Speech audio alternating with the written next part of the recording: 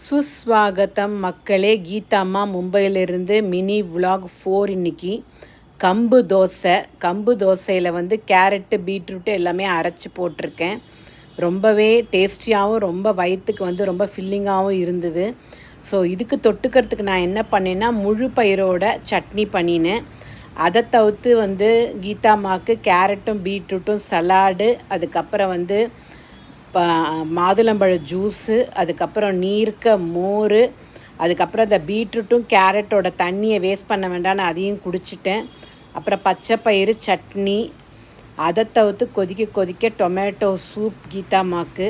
So இது எல்லாமே ரொம்பவும் டேஸ்டியாகவும் ரொம்பவும் சுவையாகவும் இருந்தது.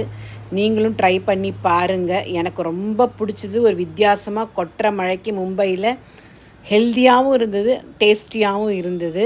ஸோ வாங்க சாப்பிடலாம். நாளைக்கு இன்னொரு விலாகில் சந்திக்கலாம் மக்களே. அதுக்கு வரைக்கும் கீதாம்மா உங்ககிட்ட டாட்டா பை பை சொல்லிக்க விரும்புகிறேன்.